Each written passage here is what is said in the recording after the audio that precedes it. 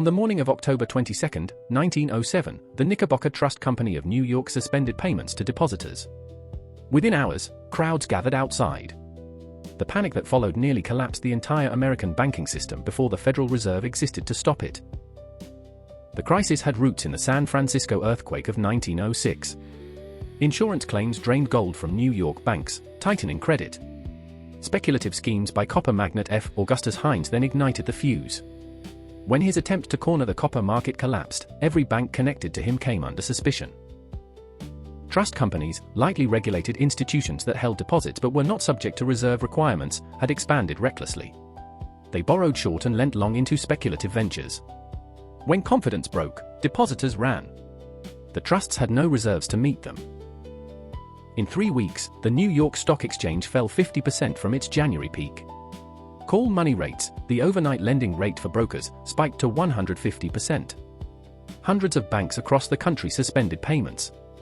Business activity ceased. The United States had no central bank. There was no lender of last resort. What it had was J.P. Morgan, 70 years old, already a legend, and possessed of sufficient personal authority to do what no government institution could. The structural problem the Panic of 1907 exposed was the absence of a lender of last resort. Walter Bagehot had described the solution in 1873, lend freely, at a penalty rate, against good collateral. But the United States had no institution capable of following this rule.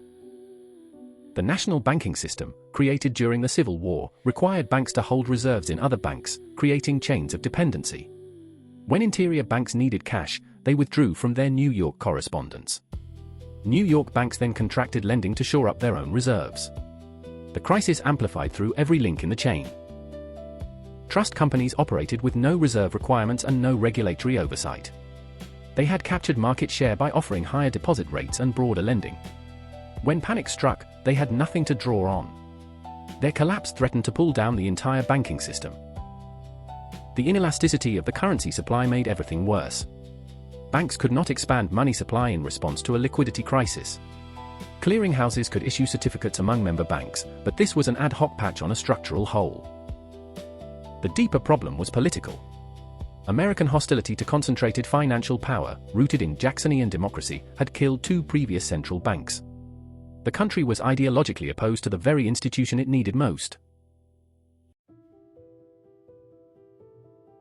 J.P. Morgan convened the presidents of the major trust companies in his private library. He locked the doors. He then spent the night of November 2 engineering a solution. The trusts would pool their resources to support one another. Morgan identified which trusts were solvent and which were not, and forced the solvent ones to contribute to a rescue fund.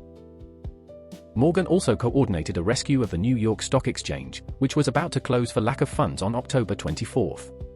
He gathered $25 million from the major banks in 15 minutes and dispatched it to the exchange floor in time to prevent collapse. Secretary of the Treasury George Cortelyou deposited $25 million of government funds in New York banks, providing additional liquidity. This was improvisation. There was no legal framework for systematic intervention. The crisis was contained, but the lesson was clear to Congress. No modern economy could depend on the personal authority and fortune of a single banker. The Aldrich-Vreeland Act of 1908 authorized emergency currency issuance and created the National Monetary Commission to study central banking. The Commission's work, and the secret Jekyll Island Conference of 1910, produced the blueprint for the Federal Reserve System. The Federal Reserve Act passed in December 1913. The Panic of 1907 lasted 6 weeks. The American economy contracted sharply in 1907 and 1908, with unemployment rising to 8%. But recovery came relatively quickly, aided by the limited scope of bank failures compared to later crises. The lasting result was institutional. The Federal Reserve System, established 6 years later, was the direct product of the 1907 crisis. The United States finally had a central bank capable of acting as lender of last resort. The crisis also demonstrated the systemic risk posed by lightly regulated shadow banks. Trust companies had grown by exploiting regulatory gaps.